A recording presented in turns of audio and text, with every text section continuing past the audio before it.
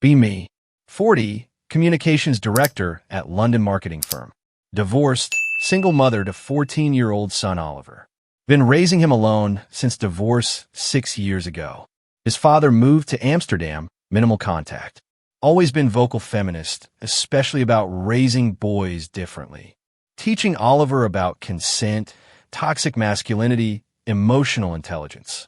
Breaking down patriarchal conditioning, challenging gender norms.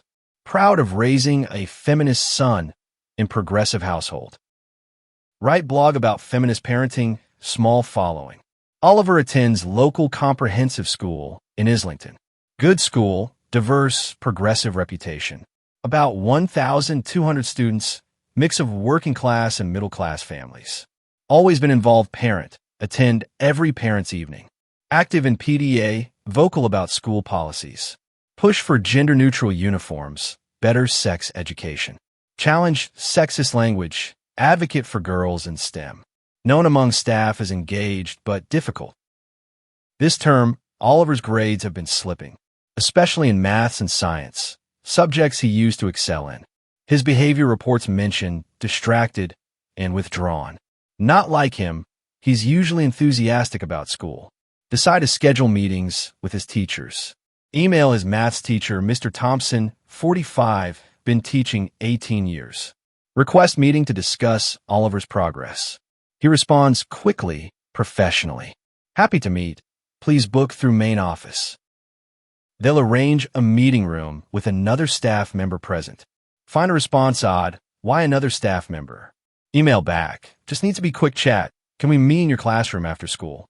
His response is firmer, more formal. School policy requires parent-teacher meetings in designated areas, with administrative staff or another teacher present. Please book through proper channels. Feel annoyed. Seems unnecessarily bureaucratic. Call the school office. Speak to secretary. I'd like to book meeting with Mr. Thompson about my son. Of course, I'll arrange that. When are you available? Tuesday after school, around 4 p.m. That works. I'll book meeting room and arrange for year head to attend. Why does year head need to attend? This is bizarre. Is it normal to have 3 people for a parent meeting? It's standard policy for one-on-one parent-teacher conferences. For safeguarding and transparency purposes. Safeguarding from what? Having a conversation about my son's maths. Tuesday arrives. Go to school for 4 p.m. meeting. Directed to meeting room, glass walls, visible from corridor. Mr. Thompson is there, plus Mrs. Patterson, the year head. Also a teaching assistant sitting in corner taking notes. 4 people for a meeting about my teenage son's grades. Thank you for coming, Mrs. Harrison. It's Ms. Harrison. I kept my maiden name. He corrects himself. Apologies, Ms. Harrison.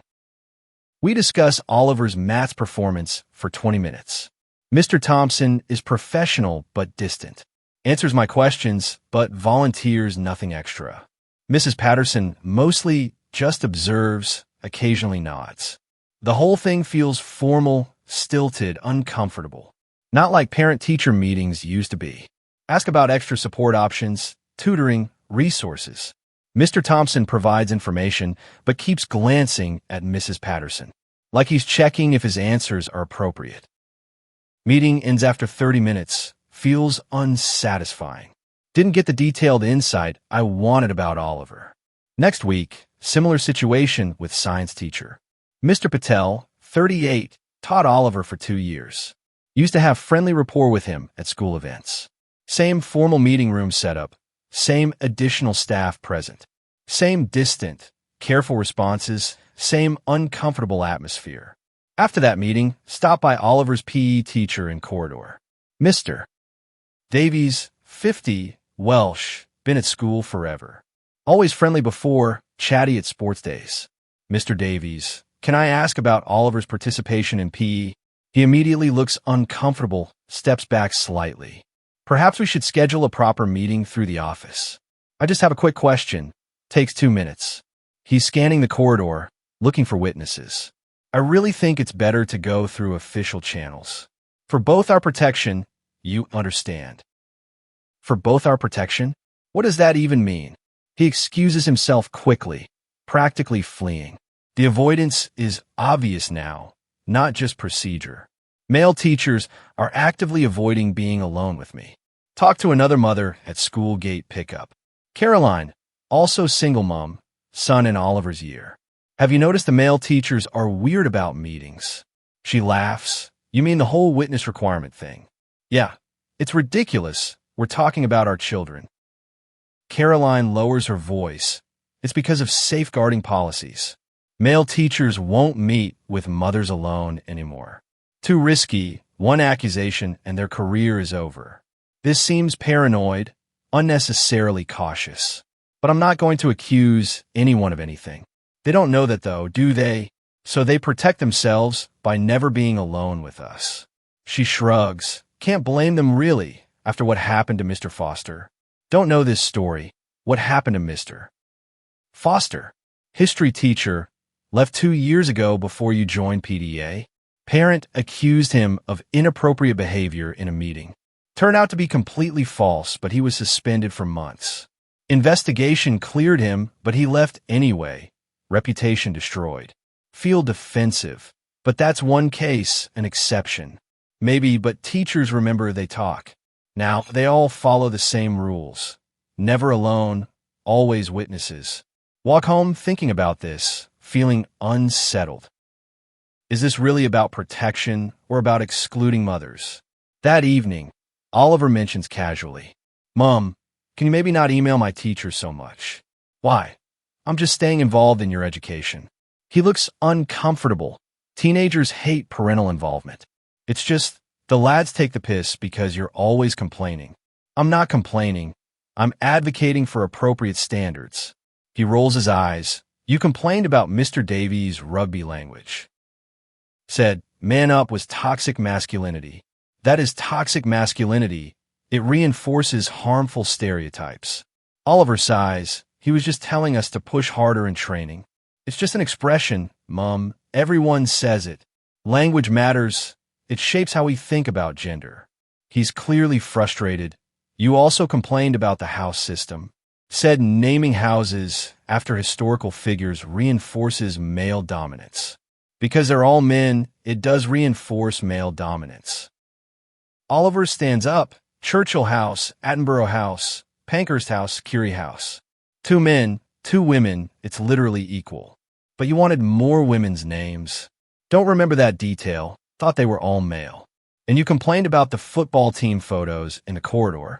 Said it was excluding girls who don't play football. Mom, there are netball photos right next to them. He's getting emotional now. Teenager, angst emerging. Every time you go into school, you find something to complain about. Something that's problematic or sexist or excluding someone. And the teachers all know you're going to do it. So they avoid you. And by extension, they avoid helping me. This catches me off guard. What do you mean avoid helping you? Mr. Thompson used to stay after class to help with maths.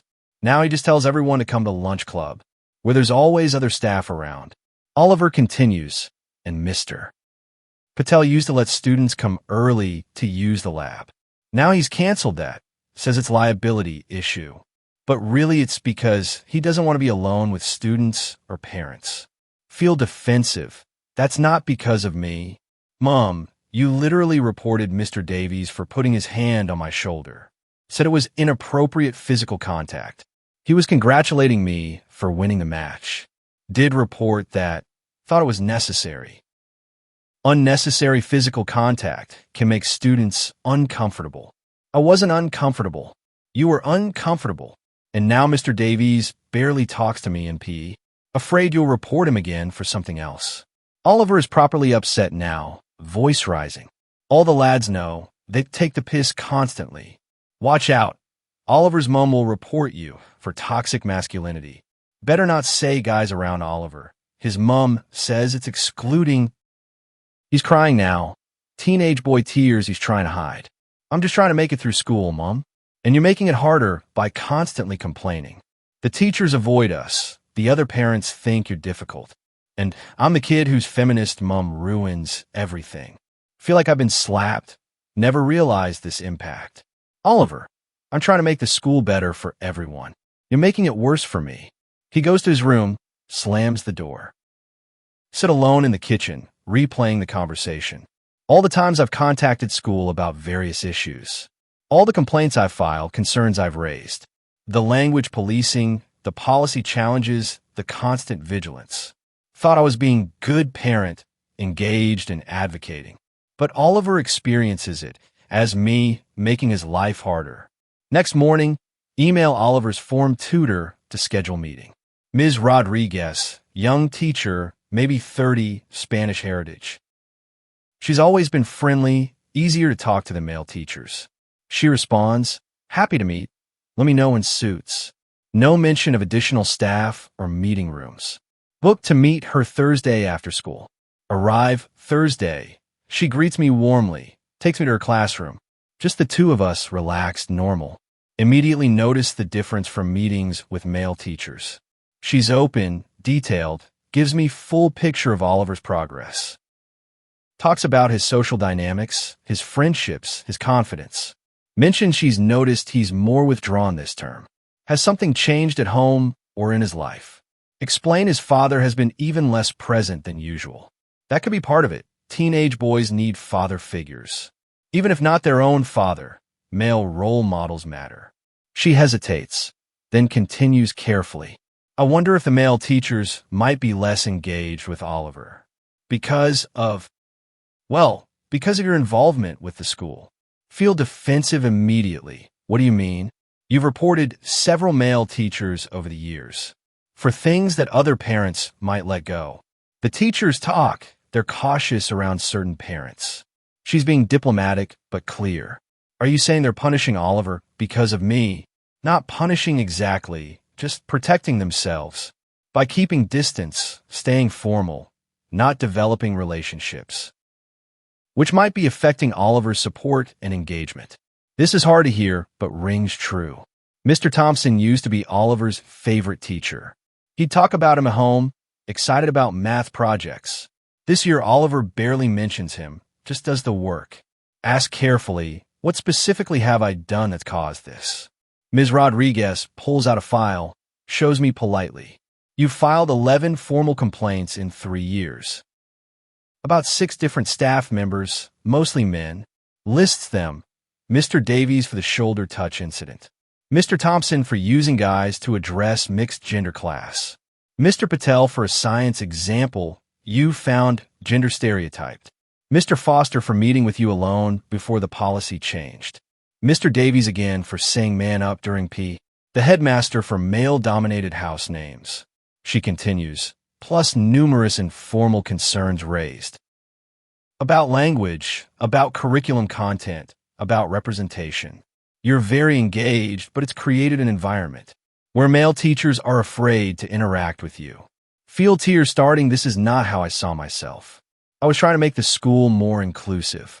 I understand that intention, truly. But the impact has been to make male teachers cautious, especially around you and by extension Oliver. She speaks gently. They're good teachers, these men. They care about their students, want to help them succeed, but they also want to protect their careers and reputations. One accusation, true or false, can end everything they've built. Think about Mr. Foster, the history teacher who left. False accusation, but still destroyed his career. Is this happening with other parents too? It's becoming more common across all schools. Male teachers being more careful, more formal. Especially with parents who've shown willingness to complain. She shows me statistics, national teaching data. Male teacher numbers are declining, especially in primary. Many cite fear of accusation as reason for leaving profession. Others stay, but maintain strict distance from students and parents. Numbers are stark, male teacher representation dropping. But we need male teachers, especially for boys like Oliver, who don't have fathers at home, who need positive male role models.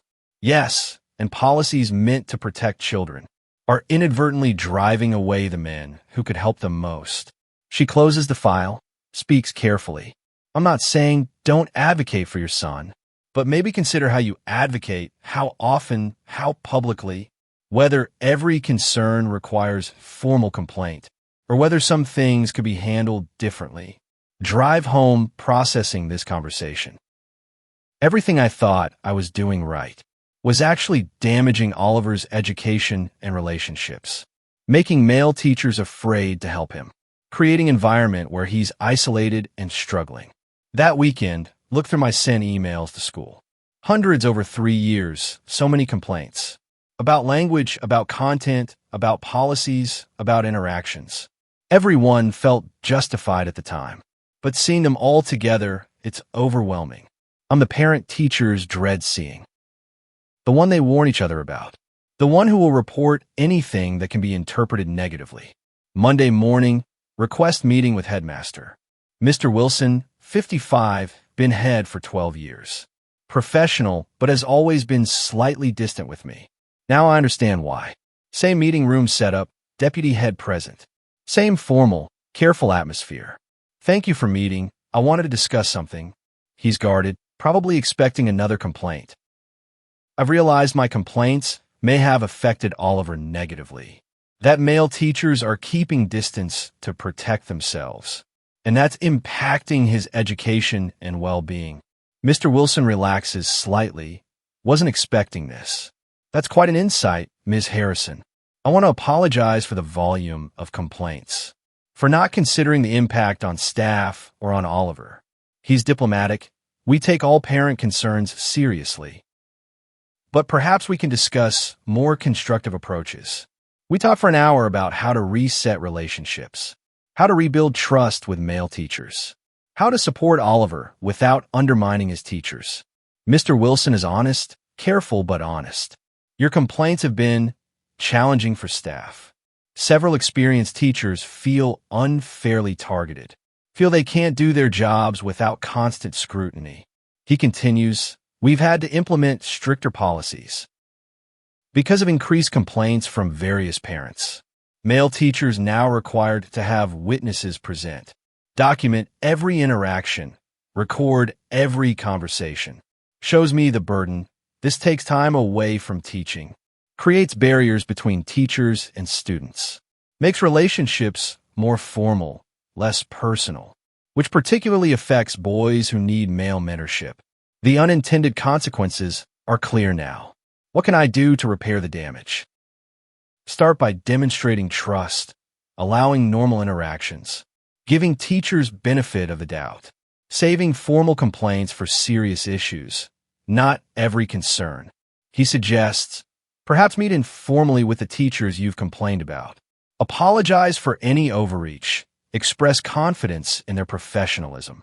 Show you're willing to work cooperatively, not adversarially.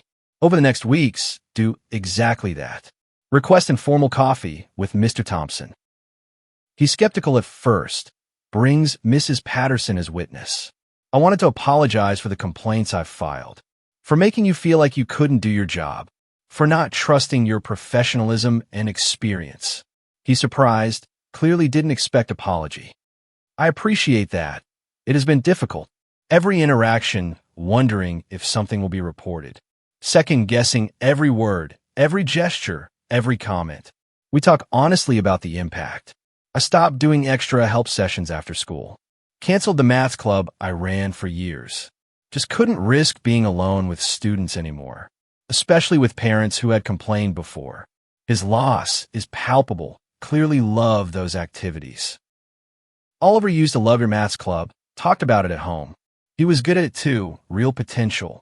But I can't risk it anymore, not worth my career. Feel terrible about this, about what I've taken away. Is there any way to rebuild that trust? Time, maybe in consistency, showing that you're not looking for problems. That normal teacher-student interactions are okay. Promise to do better, to trust more, to complain less. Similar conversations with Mr. Patel, with Mr. Davies, each one revealing how my complaints affected them, how they pulled back from students from engagement, how they became careful, formal, distant, all to protect themselves from parents like me. Mr. Davies particularly emotional about it. I've been teaching 28 years, love this job, but last 5 years have been hardest. Constantly worried about accusations, about complaints, about some parent interpreting encouragement as inappropriate. He talks about the shoulder touch incident. I've congratulated hundreds of boys that way over the years, celebrating achievements, building confidence. But you reported it as inappropriate contact. Now I don't touch any student ever. Don't high-five, don't pat shoulders, don't celebrate physically. The loss is profound, human connection reduced. Some boys need that physical encouragement. Boys from homes without fathers, without male role models. That touch on the shoulder saying, "Well done, lad," matters. But I can't risk it anymore because of complaints like yours. Feel crushing guilt about this, about how my vigilance has damaged these men who dedicated careers to helping children, but now protect themselves instead of connecting. 3 months after starting to rebuild trust, notice changes in Oliver's engagement. He mentions Mr. Thompson again, excited about math project. Talks about staying after school for help. Mr. Patel has restarted the science lab early access. Oliver going twice a week, working on experiments. His grades improving, his mood lifting. The difference is visible, tangible. 6 months later, parents' evening. Approach Mr. Thompson's table, Oliver beside me. He greets us warmly, genuinely engaged. Talks in detail about Oliver's progress, about his potential, about university options. The conversation is natural, supportive, detailed. Everything those formal meetings weren't. Later, Mr. Davies pulls me aside briefly. Just wanted to say, Oliver's doing brilliant in PE. Thinking of recommending him for county team. That's wonderful. Thank you for supporting him. He smiles, genuinely happy. That's my job, helping boys succeed. Just needed to feel safe doing it again. Year after the realization, reflecting on the change. Oliver is thriving, engaged with school, strong relationships with teachers. Male teachers more comfortable, more engaged, more supportive. The formal barriers have softened. Trust is rebuilding. But the lesson stays with me, painful but necessary. About how my feminist vigilance harmed my son. How my complaints isolated the men who could help him. How my advocacy created the opposite of what I wanted. Run into Caroline at Schoolgate, the other single mom. You've changed how you interact with school. Yeah, realized I was making things worse for Oliver. Making male teachers afraid to help him. She nods. I've been thinking about that too. About how we want male teachers involved with our boys. But we also create an environment where they're afraid to be. We talk about the balance, the challenge. Of protecting children while allowing normal relationships. Of maintaining boundaries while enabling connection. Of being vigilant without being destructive. It's harder than I thought, Caroline says. Being single mom to a teenage boy without father around. Wanting male role models, but being suspicious of male attention. She's right, it is complicated. But maybe we've overcorrected, I suggest. Maybe we've made men so afraid of accusation that good men pull back from helping boys who need them. We watch our sons playing football with a group of boys. Mr. Davies coaching them, encouraging, celebrating. In his element, doing what he's meant to do. But only because we've created space for him to do it. TFW, you realize male teachers refuse to meet alone with you. TFW, they need witnesses for every parent interaction. TFW, they're protecting themselves from your complaints. TFW, you filed 11 complaints in 3 years. TFW, your son is isolated because teachers avoid him. TFW, they canceled clubs and support to avoid you. TFW, your feminist vigilance harmed your son's education. TFW, male teachers are afraid to give physical encouragement. TFW, good teachers leave profession over false accusations. TFW, you apologize and slowly rebuild trust. Still believe in protecting children from harm. Still think safeguarding policies are necessary. Still advocate for my son's education. But now understand there's balance required. That not every concern requires formal complaint. That good male teachers need space to connect with boys. That some physical encouragement is appropriate and needed.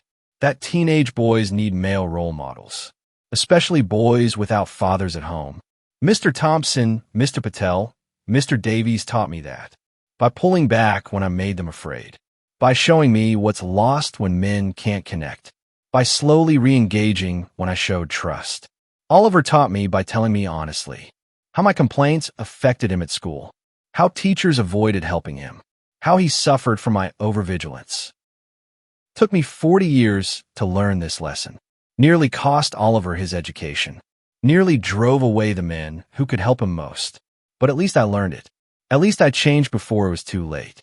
At least those teachers gave me another chance to be parent who trusts instead of suspects, who saves complaints for real issues, not for normal teaching interactions. That's the balance I finally found. After damaging relationships with complaints, after isolating my son with my vigilance, after making male teachers afraid to help, now I trust more, complain less. Let teachers do their jobs professionally. Save my advocacy for things that truly matter. And Oliver thrives because of it. Because male teachers feel safe helping him again. Because they could be the role models he needs. Without fear of complaint for every interaction. That's what matters most. Not my ideology or my vigilance, but my son having the support he needs. From good men who chose teaching. To help boys like him succeed. If we let them. If we trust them. If we don't make them afraid. To do what they do best. That's what I finally understand. At 40, as single mother, raising teenage boy alone, who needs male teachers more than he needs. My feminist complaints about every small thing that isn't actually harmful. Just normal teaching in normal schools with normal boundaries that I made abnormal with my overvigilance until I learned better and let the teachers actually teach my son